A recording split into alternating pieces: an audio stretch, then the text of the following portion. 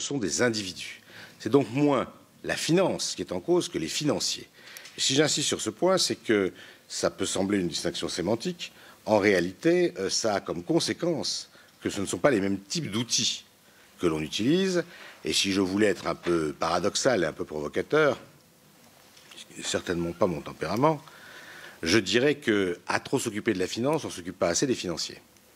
Et que dans une certaine mesure, on laisse faire ce qui est le plus nocif en se satisfaisant, tant bien que mal, des aménagements qu'on peut apporter au fonctionnement de l'industrie elle-même. Pourquoi est-ce qu'il en est ainsi? Parce qu'il y a un certain nombre d'acteurs qui, au travers d'institutions financières de nature diverse, les banques en sont l'exemple le plus classique, mais il y en a bien d'autres, on ne va pas en faire la liste, mais enfin, disons les banques pour aller vite, étant entendu entre nous que ça couvre bien d'autres types d'institutions financières que les banques, un certain nombre d'acteurs dont les motivations sont principalement lucratives, parce qu'ils n'en ont généralement pas d'autres, et dont l'action peut déstabiliser l'économie mondiale, qui sont à l'œuvre. Et ce que, de mon point de vue, la régulation doit tenter de viser, c'est de cerner, contrer ces comportements lorsqu'ils sont nocifs pour la collectivité, et c'est bien sur les comportements des individus. On verra tout à l'heure peut-être au travers de vos questions, pas seulement des individus, mais aussi de certaines institutions, voire de certains États, qu'il faut agir, plus que simplement sur l'amélioration des règles de fonctionnement de l'industrie financière elle-même, qui, encore une fois, je ne les néglige pas, sont des améliorations qui sont utiles, mais qui, à elles seules, ne suffisent pas à régler les problèmes. Je prends un exemple pour essayer de me faire comprendre. Tout ce qui va dans le sens, et c'est plutôt la tendance aujourd'hui sur la planète, de la séparation des activités de banque universelle en banque d'investissement et en banque commerciale, à la suite de Glass-Steagall des années il y a 60 ans maintenant aux États-Unis, tout ça va dans le bon sens. Mais ça fait partie pour moi de la première catégorie. C'est mieux d'avoir une machine qui fonctionne comme ça que ce qui fonctionne autrement. Mais se contenter d'avoir une machine qui fonctionne mieux n'empêche pas de brûler les feux rouges pour ceux qui ont décidé de les brûler à leur propre profit.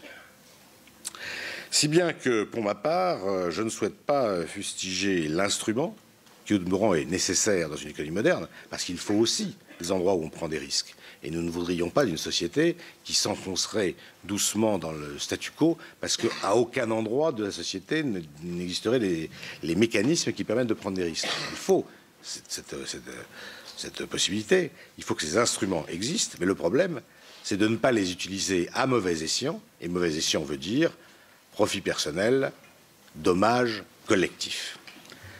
Pour faire cela, et j'en finis là, pour faire cela, ça n'est pas tellement un problème de difficultés techniques. Il y a des difficultés techniques. Et je disais en commençant que dès qu'on parle d'une économie monétarisée, c'est beaucoup plus compliqué techniquement qu'avant qu'on introduise ce fluide que constitue la monnaie. Mais malgré cela, ce ne sont pas les problèmes techniques qui sont dominants. C'est vraiment la volonté politique d'agir sur les acteurs. Volonté politique qui n'est pas facile à mettre en œuvre pour un ensemble de raisons qu'on verra sans doute ensemble plus tard, mais qui conduit parfois, qui peut conduire les gouvernements à tenir des discours très volontaristes sur le souhait qu'ils ont de mettre fin pour les uns aux paradis fiscaux, pour les autres aux centres offshore, etc., mais qui dans la réalité donnent à l'arrivée extrêmement peu de résultats, ce qui fait que les crises, d'une manière ou d'une autre, sont sinon récurrentes, en tout cas se perpétuent. Et cela, ça n'est pas tellement, encore une fois, un problème technique. Parfois, il y a des problèmes techniques. Parfois, l'innovation financière à laquelle monsieur le rapporteur faisait allusion tout à l'heure permet de contourner ces éternels conflits du glaive et du bouclier. Et le bouclier court toujours derrière. Mais ça, on sait à peu près faire. En revanche, faire en sorte qu'à l'échelle de la planète, au moins les plus grandes économies se conforment à leurs déclarations en matière d'assainissement du fonctionnement du système financier, ça c'est une autre paire de manches, et c'est donc, je le dis en commençant, à juste raison que dans une enceinte politique, on se soucie de cette question. Maintenant, je me livre entièrement à toutes les questions que vous voudrez bien poser. Je vous remercie. Donc, comme je l'avais indiqué, je vais passer immédiatement la parole à notre rapporteur pour un premier flot de questions.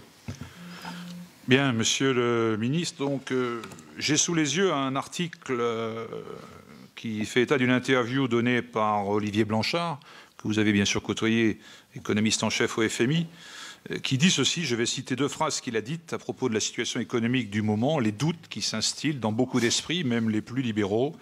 Il nous dit « Nous avions sous-estimé le rôle de la finance. Les économistes avaient oublié les leçons de l'histoire. » Fin de citation. Alors, comme préambule, je voudrais que vous me donniez votre sentiment. Est-ce que vous partagez ce point de vue? Et si c'est le cas, est-ce que vous pourriez détailler et préciser ce qui est entendu par le rôle de la finance, qui aurait été sous-estimé, et les leçons de l'histoire? Qu'en pensez-vous?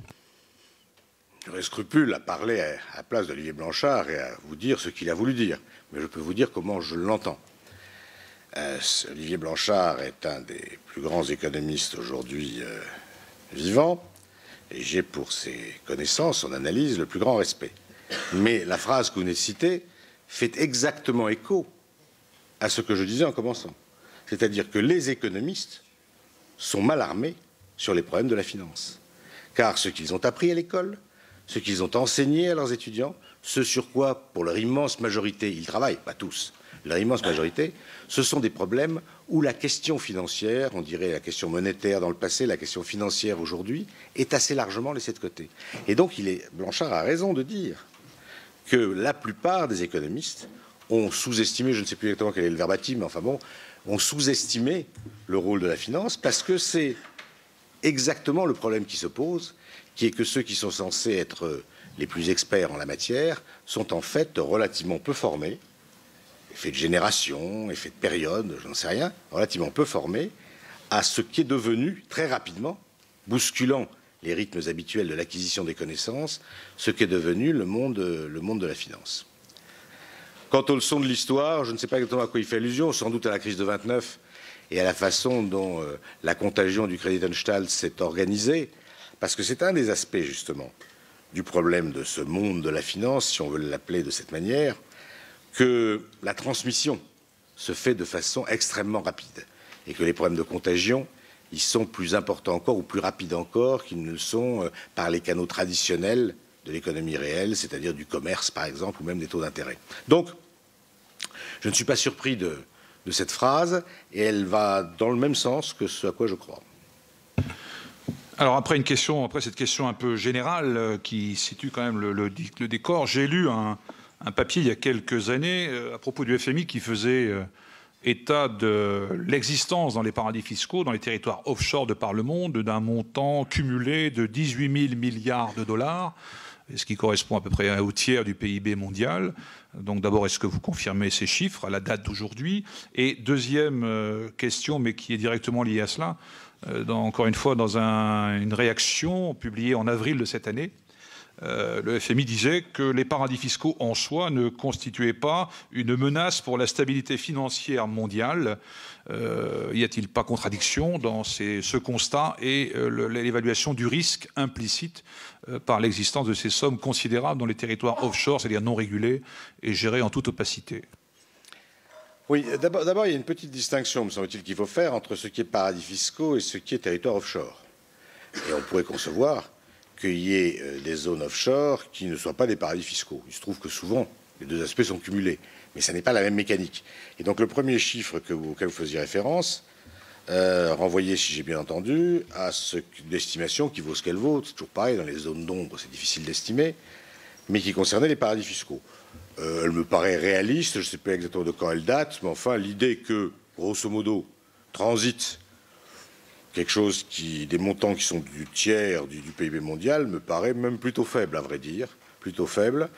Les quantités ou les grandeurs sur les questions financières étant souvent des multiples des grandeurs réelles. Donc ça ne me paraît pas du tout inconcevable.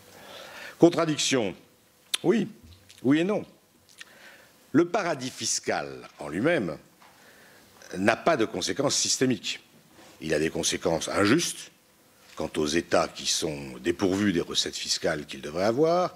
Il a des conséquences injustes en termes redistributifs entre les citoyens, mais le fait que certaines sommes échappent à l'impôt, frauduleusement ou à moitié frauduleusement par des montages à la corde raide sur la légalité, n'a pas obligatoirement de conséquences systémiques. Là où ça a des conséquences systémiques, c'est lorsque les créations d'instruments financiers fondés sur l'opacité qu'il y a dans ces territoires conduit à, l'exemple le plus frappant, vous l'avez cité, c'est celui que chacun a en tête, à une crise du type de celle des subprimes, qui repose bien fondamentalement, si on en écarte tous les aspects particuliers et spécifiques, sur la méconnaissance qu'avaient les acheteurs, quand bien même ils étaient des banques, la méconnaissance que les acheteurs avaient des paquets structurés, de ce qu'il y avait dans les paquets structurés qu'ils achetaient.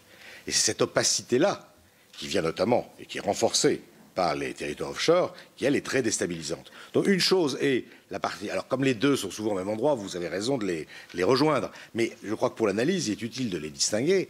Une chose est la partie purement fiscale, que évidemment je n'approuve pas, mais qui n'a pas les mêmes conséquences que la partie qui est équilibrisme financier. Quel est le rôle